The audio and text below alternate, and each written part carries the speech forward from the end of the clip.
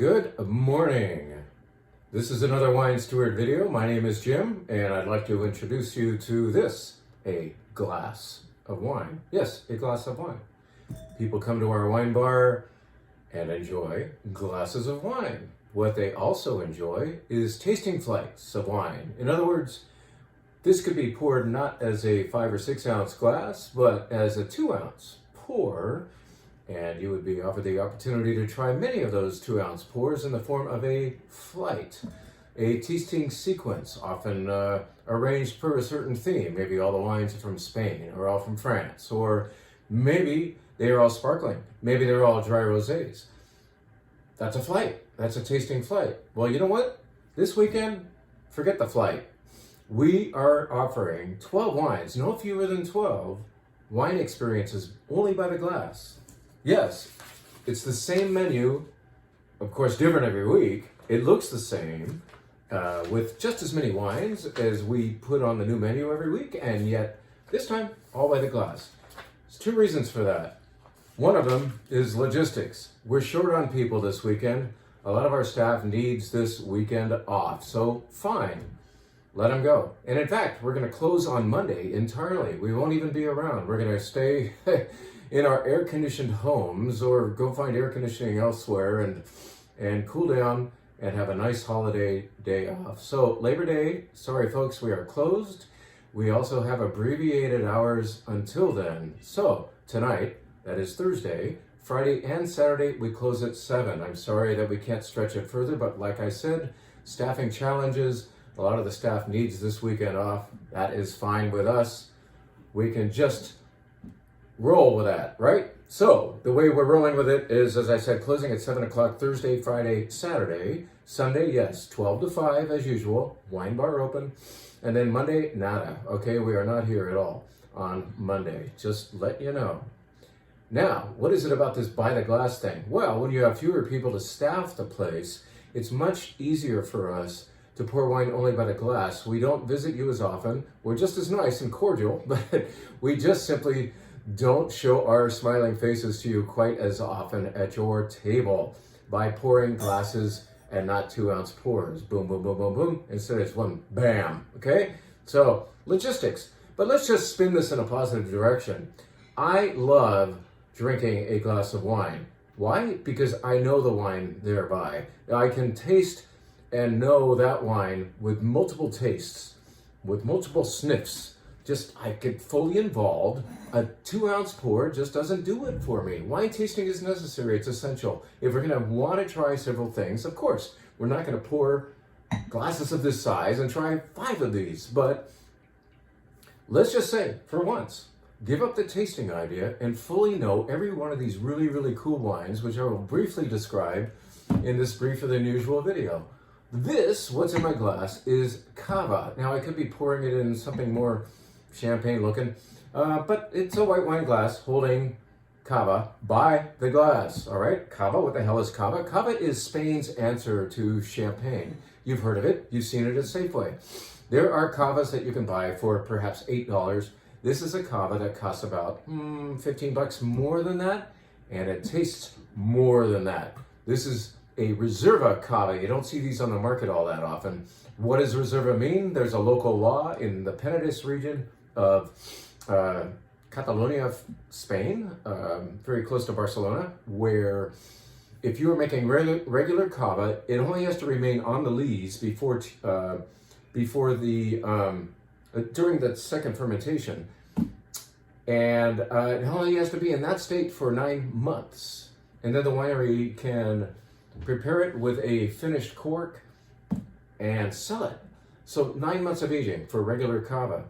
This is Reserva. You don't see this often, as I said. The requirement, 15 months.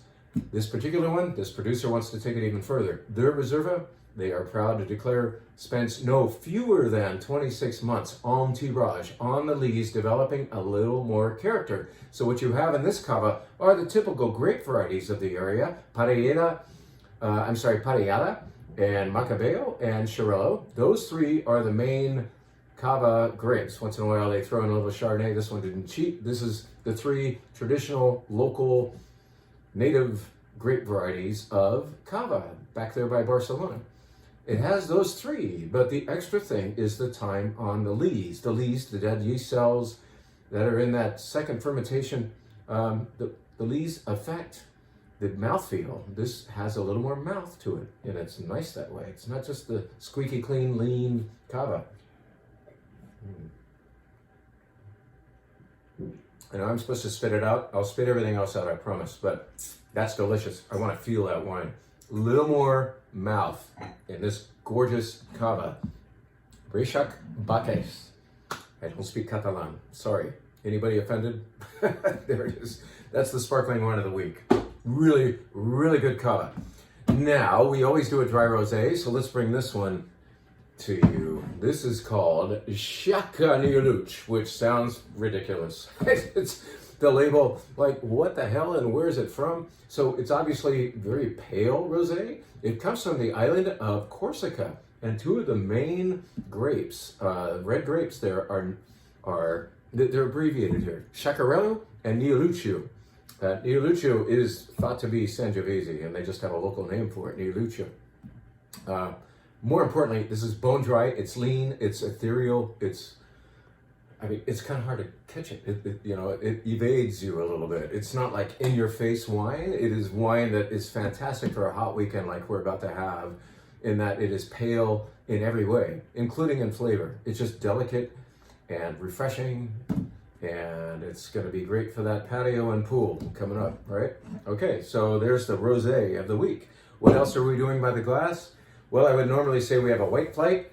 We have just as many wines as we would put into a flight. In other words, 5 different great wines, but they are all offered by the glass this weekend. So let's show them to you really quickly. Now, I'm about to go on vacation, and I am going to Iberia. In other words, what's that? Spain or Portugal? Where are you headed? Well, I'm going to both. And so I say Iberia, and I'm, to get in the mood, going to share some Iberian wines with you. So, obviously, we're going to be doing some Portuguese and Spanish wines on the wine bar this weekend. That's the emphasis. Here is wine number 1. This just came in from aforementioned Catalonia. This is from a cava producer back there by Barcelona. This one is not called cava because it's not the traditional bubbly. It's not with a wired on cork. It's a screw cap. But if you take it off, ooh, I heard a hiss, a little hiss. It does have bubbles. Now look at the name on there. Let's see. Can you see that? Pétillant. See that? Pétillant.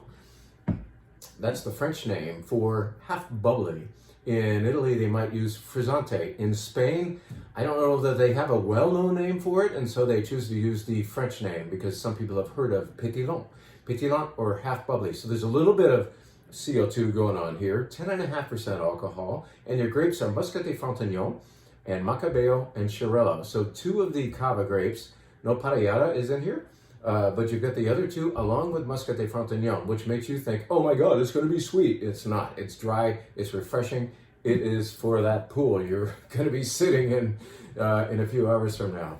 This is really good from a producer named Avino. Again, a cava producer making an alternative wine that belongs on your patio this weekend. Fantastic. Really good. It got here yesterday. Now, what just got back that we've been loving for a couple of weeks now is Muralles de Moncal, or Monsal, I think we say Monsal. This is from Vino Verde. It is not Vino Verde, it's from Vino Verde. We're always putting it into your head that Vino Verde is the name of a wine region in northern Portugal. It's not the name of an actual wine. And so there are rosés and white Vino Verdes. And they are from a region, northern Portugal, almost Spain, almost Galicia, Spain. And this is going to be made of Treixador and Alvarinho. If it was over the Minho River from Portugal, we'd say Alvarinho, but this is Alvarinho, all right? And it's refreshing, it's delicious, and by the way, we say Vino Verde, not Vino Verde, okay? I mean, you can say Vino Verde, we'll know what you mean, and we're not gonna get all like that, but Vino Verde, if you wanna really be authentic, Vino Verde, then here you go, good stuff. Brilliant, also low alcohol, very refreshing, fantastic for a weekend like this. The next wine by the glass, yes, we welcome the return of, gosh, we haven't had this since, I think we've been missing this since late April. It's finally back. The boat has come in. You know those damn boats. They are really the cause of much consternation lately. But Mestizaje, this is grown just west of Valencia, Spain. So we're back in Spain, and this uses the grapes Merceguera, Viognier, and Malvasia. Mostly Merceguera, kind of a grape, an heirloom grape of the area that they've rescued and that they're treating better than, it used to be kind of like a trash grape, and now it was that because they weren't giving it any respect. Now they do. This producer is a big part of that. Mustang is the name of the winery. Mestizaje is the nickname for this particular beautifully labeled wine. Many of you have loved this over the years. We are telling you it's back. We're pouring it on the glass, putting it on the wine bar by the glass. Mestizaje is back. Let's go back to Portugal, and let's actually leave the mainland and go way out to the Azores, the Azore Islands. Those volcanic islands produce wine. They don't get here so easily or very often, but we are finally landing some. And those islands are, most interestingly to the wine lover, built out of volcanoes. A volcano built all of those Azores, and volcanic soil in wine. When we are talking about wine and talking about volcanic soils, we tend to get very excited. At least we wine geeks in the Bay Area are pretty high on whether it came from Etna, Mount Etna, or Vulture, and that's another volcanic area in Italy, or here, the Azores, or the Canary Islands of Spain. Volcanics make a wine more interesting automatically. This is going to be Terrantes and Verdelho, and I can't remember the name of the other one, sorry, but we're still learning. You can ask Eric. Come on up and ask our Azorean, our local Azorean, Eric Edgar, about this wine. He will tell you so much about it. From the Azores, how about that? Finally, white wine. And now, drum roll please, we finally have this back in the store. It has been probably 10 years since we have sold one of our absolute favorite Albarinios. We just simply have not been able to access Do Ferrero. So we're going to Galicia, Spain, right above Portugal. This is grown near the town of Cambados in a sub-region of Rias Baixas called Salnes, S-A-L-N-E-S. It's the original sub-region of Rias Baixas, the absolute best place in the world for Albarino, most people would say. In fact, I've just sold myself on it. I've been missing this for so long that having had it once before, once earlier this morning, I must try it once more. Do Ferrero is back. It's not your inexpensive Albarino. It does cost a bit more, but it's more elegant. It's got more of an effect of minerality. It just says more. I feel like I'm drinking it just by smelling it. Piercingly fresh. I can smell the wet rocks. I can smell the brine of the nearby Atlantic Ocean. And I want seafood. I want shellfish right now. And that's what this region really excels with. They have shellfish farming galore just off of the coast, just like often within sight of these vineyards. Albarino. Arguably Spain's most famous and greatest white wine, Albarino. All right, great, wow, that's gonna be good. That will conquer the heat of the weekend. Let's show you the reds real quick, all right? Here's red number one. This is from a hot place. Now, you might say, I don't want a big wine this weekend. I want something refreshing. Well, think about what you might be eating. You might be running out to the barbecue and flipping something over and then running back into the air-conditioned area that you're hiding in this weekend. But you want barbecue. When the weather is warm, you just have this instinct to go out there and grill some meat or barbecue some ribs. This would be absolutely fantastic with barbecued ribs.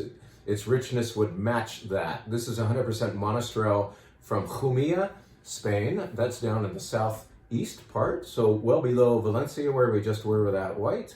And Monastrell is the same grape as Mourvedre. Did you know that?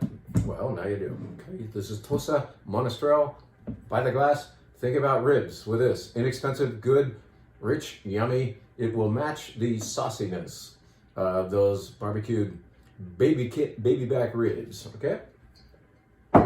Wine number two is Pissarres. Pissarres. Well, that's Catalan, all right? But another language spoken by the Catalans is, of course, Spanish. And the languages are similar. In Spanish, pizarro, I think it's pizarra, is a chalkboard. Well, what were chalkboards historically made of? Anyone? What material? Slate. The fact is, this is called Pissarres. Pissarres? Yes, Pissarres, because this wine region of Priorat is slate laden. In fact, there's more slate here than actual soil.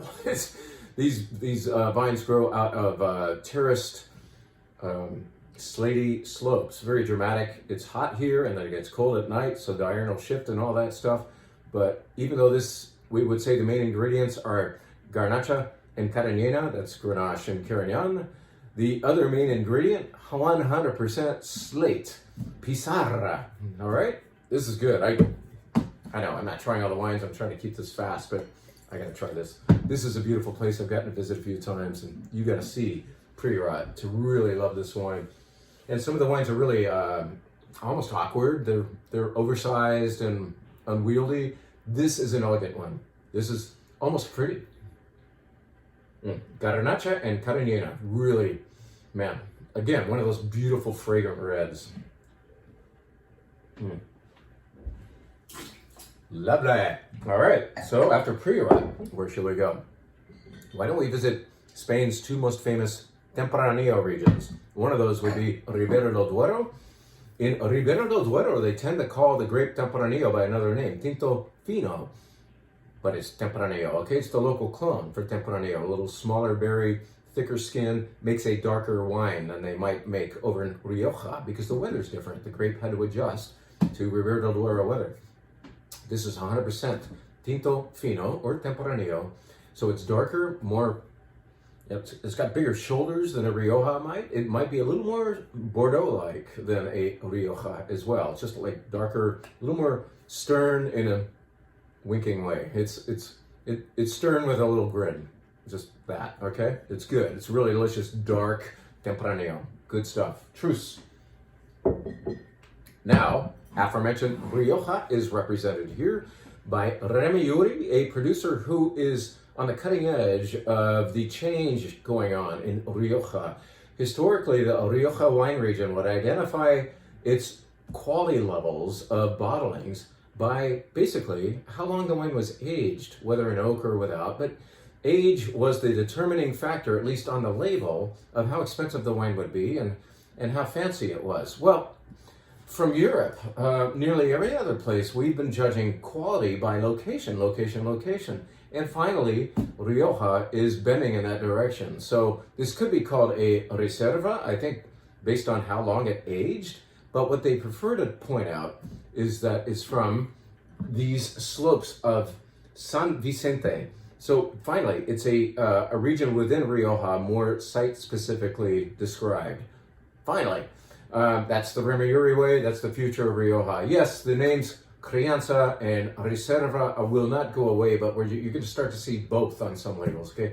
A more homage to location and how long the wine was aged, okay? So we're not abandoning the old Rioja thing. We're just doing the right thing by identifying location. Now, all that said, this is very elegant wine, and it's quite a counterpoint to the Ribera del Duero I just described. Yes, they're both Tempranillo. This happens to have 5% Garnacha in it. I gotta make sure. Hold on. Yes, 5% Garnacha. It's a little more red than purple. That's Rioja. It's a little more svelte, a little more, one might say, elegant than the typical Ribera del Duero. Really nice stuff from Remy Yuri. The final wine is not from Spain. It's not from Portugal. It's from the Sonoma Valley. There's a winery up in the Sonoma Valley, Valley of the Moon, if you will, Buckland, who has Old Hill Ranch has some of the oldest vines in California on it. Now, they've made fantastic wine off of those, but they also, to make a little bit more wine and a little more affordable wine, they've taken cuttings off of those vines and planted a new vineyard as of 1998. So a 24-year-old vineyard, so it's established now, but it reflects the older vineyard and its different grape varieties. So this is Zinfandel, okay? Don't run away. Don't run away. Get back here. This is 75% Zinfandel. I know you're running away because you think, oh my God, this is going to be over the top. You know, it's like, I don't drink Zin anymore, right? You OD'd on it. I'm just speaking for myself. I did. This is a good reason to come back to Zinfandel. This is more refined, more, let's say, Ridge-like, if you're familiar with that producer. This is distinguished. This is elegant. And perhaps it's because it has old vine material and it has help from its friends. So 75% Zin, The rest of it is Petite Syrah and our old friend Alicante Bouschet, the red grape that actually has red juice. It's a Teinturier. It was developed back in the 1880s to help red wines be even more dark. It's, you know, Zinfandel, it's got a thinner skin. It doesn't always make the darkest wine. And so the original solution for that was to throw in some Petite Syrah and some Alicante Bouschet. That was the old Hill Ranch way, and now they're reflecting that in this newer plot here. So 75 Zin, Petite Syrah, Alicante Bouschet, and I just sold myself on yet another wine. This is from Buckland, another wine that we used to carry, and it's finally back. So it's kind of like what goes around comes around weekend, I guess, huh? And let's see you. Let's have a glass of wine. We close at 7 tonight. We close at 7 on Friday and on Saturday, 12 to 5 Sunday, and we are closed on Monday. Have a fantastic Labor Day weekend. Most importantly, stay cool, and you can do that up on the mezzanine while we're open. Thank you. See you soon.